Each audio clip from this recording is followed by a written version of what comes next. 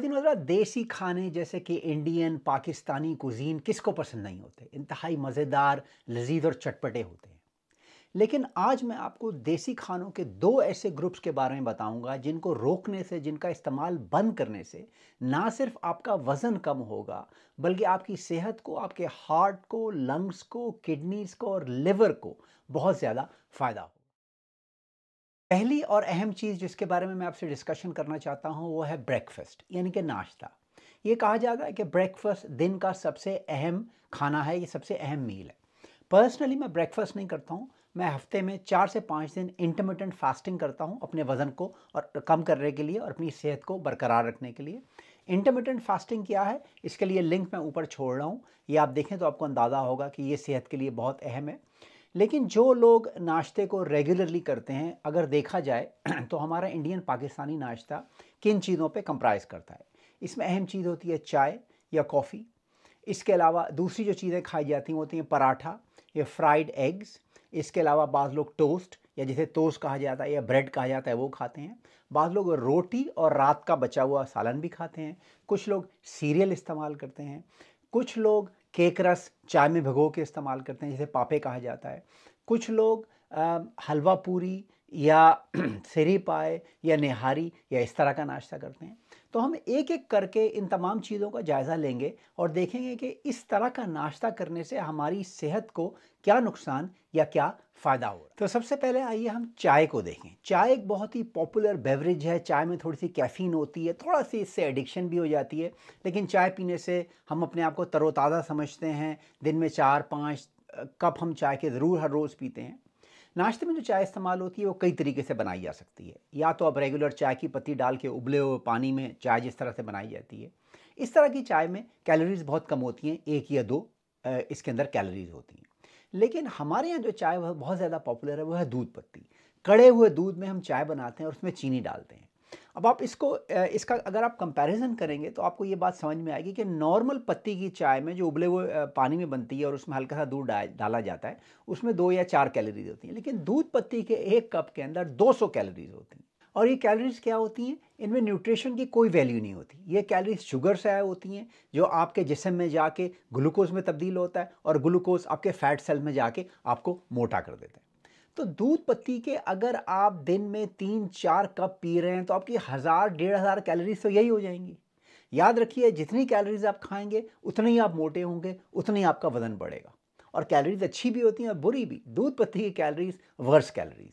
दूसरी अहम चीज़ चाय के हवाले से जो मैं आपको बताना चाहता हूँ वो है वाइटनर, यानी कि टी वाइटनर।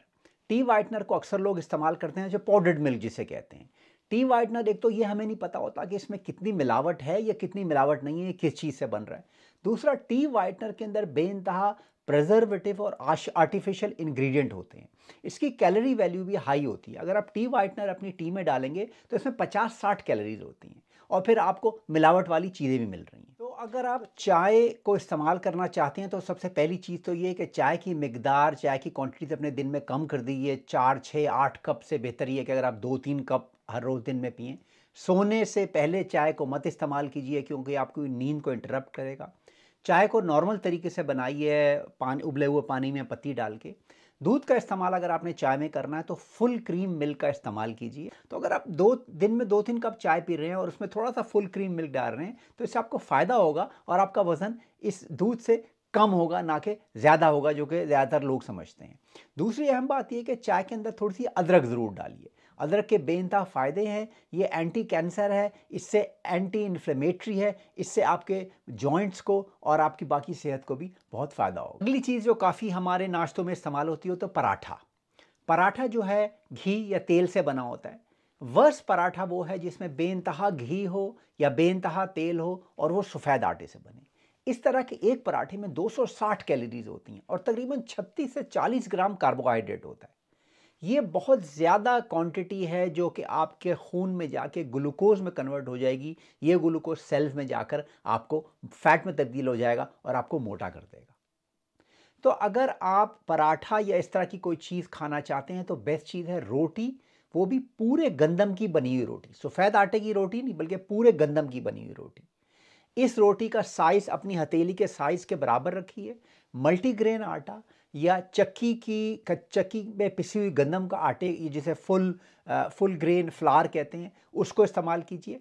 इस तरह की रोटी अगर आप सिर्फ एक अपने नाश्ते में इस्तेमाल कर सकते हैं तो यह आपके वज़न को ना सिर्फ कम करने में मदद देगी, बल्कि चूंकि इसमें फुल ग्रेन होता है, इसके अंदर आयंस, वाइटामिन्स, कैल्शियम और दूसरी अच्छी चीज़ें भी होती हैं जो आपकी सेहत के लिए बेहतरीन है। अब आइए नाश्ते की कुछ और पसंदीदा चीज़ों का जायज़ा लें, जिसमें बाकरखानी और केक रस है। यानी कि रस को चाय में डबो के खाया जाता है या बाकरखानी को चाय में डबो के खाया जाता है।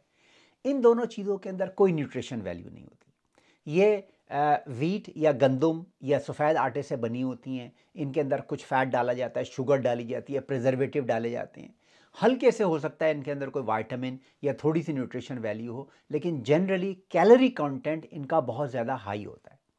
केक रस के अंदर भी तकरीबन 100 से 150 कैलोरी होती हैं। बाकरखानी के अंदर भी इसी तरह कैलोरी होती हैं। जितना ज़्यादा मीठा होगा आपकी बाकरखानी या जितना ज़्यादा मीठा आपका केक रस होगा, उतनी ही इसके अंदर ज़्यादा कैलोरीज होंगी। तो इन चीज़ों को अवॉइड। अगली चीज़ है टोस्ट या ब्रेड, या जिसे डबल रोटी कहा जाता है। सफ़ेद आटे की बनी हुई टोस्ट या डबल रोटी ऐसी ही डिज़ास्ट्रस है जैसा कि पराठा। अगर आप एक सफ़ेद आटे का बना हुआ टोस्ट खाएंगे कि उसके अंदर 100 से 150 कैलोरीज होती हैं, बेइंतहा ग्लूकोज होता है जो बॉडी में जाके फैट में कन्वर्ट हो जाता है। अगर आपने ब्रेड खानी है तो ब्राउन ब्रेड खाइए, लेकिन प्रॉब्लम यह है कि ख़ास तौर पे हमारे माशरों में आप ब्राउन ब्रेड को ट्रस्ट नहीं कर सकते, क्योंकि इसमें कितनी मिलावट होती है। बाज़ औक़ात तो ये भी कहा जाता है कि इसके ऊपर ब्राउन रंग डाल के इसको ब्राउन ब्रेड बना दिया जाता है। तो बेस्ट यही है कि अगर आप कर सकते हैं तो मल्टी ग्रेन आटा ख़रीदें और उसकी रोटी हल्की छोटी सी बना के खाएं, या पूरे गंदम का आटा अगर आप चक्की में पिसवा सकते हैं तो उसको लेकर आएं। और ब्रेड या मार्केट में बनी हुई इस ब्रेड को अवॉइड कीजिए, क्योंकि इसके अंदर क्या है, कौन से कंटेंट है, इसको जो है डिटरमिन करना बहुत मुश्किल है। अगली चीज़ जो हम नाश्ते में इस्तेमाल करते हैं, अमूमन तौर पर ज़्यादातर लोग ये इस्तेमाल नहीं करते क्योंकि काफ़ी महंगी ग़िज़ा है, वो है सीरियल, या जो मार्केट में डब्बों में आपको सीरियल मिलते हैं। इनमें से अक्सर सीरियल जैसे कॉर्नफ्लेक्स, कोको पॉप्स, चीरोज़, इनके अंदर बेइंतहा शुगर होती है और कार्बोहाइड्रेट की वैल्यू भी बहुत ज़्यादा होती है। तो अगर आप सीरियल अफोर्ड कर सकते हैं तो ऐसे सीरियल हैं जैसे ओट्स हो गए फॉर एग्जांपल, या ब्रान फ्लेक्स हो गए फॉर एग्जांपल। इनके अंदर फाइबर बहुत ज़्यादा होती है, इनके अंदर प्रोटीन भी होती है, लेकिन कार्बोहाइड्रेट कम होती है। दूसरी अहम चीज़ है क्वांटिटी। अगर आप ओट्स भी खा रहे हैं तो सिर्फ 33 ग्राम्स एक नॉर्मल पोर्शन है, जो कि एक छोटा सा प्याला होता है ओट्स का, जो आपको पानी में या दूध में मिला के खाना है। तो क्वांटिटी बहुत इंपॉर्टेंट है, लेकिन जनरली जो कॉमन सीरियल जो इस्तेमाल होते हैं, ख़ासतौर पे जो हम बच्चों को खिलाते हैं, हमारे बच्चे बहुत शौक से खाते हैं, उनमें शुगर का कंटेंट बहुत ज़्यादा है और ये आपकी सेहत के लिए बहुत नुकसानदेह। आखिरी चीज़ जो नाश्ते के हवाले से मैं कहना चाहता हूँ, जो हम लोग कभी कभी खाते हैं, ट्रीट के तौर पे इस्तेमाल करते हैं, वो है निहारी, पाए या रात का कोई बचा हुआ सालन। अब एशियन कुकिंग के अंदर चूंकि हल्दी, अदरक, जिंजर, लहसुन, इस तरह की चीज़ें इस्तेमाल होती हैं, ये सेहत के लिए बेहतरीन है। अगर आपका सालन इन चीज़ों से बनता है, या आपकी निहारी में या रात के सालन में या सिरी पाए में चीज़ें हैं, तो इसका शोरबा एक बेहतरीन सोर्स ऑफ न्यूट्रिशन है। प्रॉब्लम ये होती है कि अब अपनी निहारी को, सिरी पाए को हम 4-4 रोटियों के साथ और पराठों के साथ खाते हैं। यहाँ पे प्रॉब्लम होती है। या रात के सालन को भी 2 रोटियों के साथ खा रहे हैं। तो अगर आप सालन के साथ, जिस तरह की मैंने आपको पहली रोटी का ज़िक्र किया था, वो इस किस्म के सालन के साथ इस्तेमाल कर सकते हैं, तो आपकी ये सेहत के लिए बेहतरीन।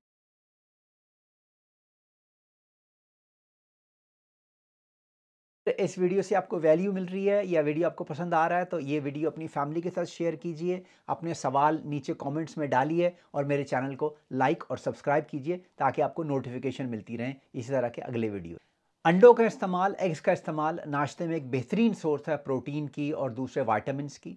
एग्स को आप अगर बॉयल करना चाहें तो बॉयल करना उसको एक बेहतरीन तरीका है। अदरवाइज़ अगर आप फ्राई करना चाहें तो हल्के से बटर या हल्के से घी के अंदर आप एग्स को फ्राई कर सकते हैं। इससे आपको बेहतरीन सोर्स मिलेगी प्रोटीन्स की। ख़ास तौर पे रोटी का इस्तेमाल मैंने आपको बताया, फुल ग्रेन रोटी आप नाश्ते में इस्तेमाल कर सकते हैं। नट्स जैसे बादाम हो गए, ये आप थोड़े से खा सकते हैं।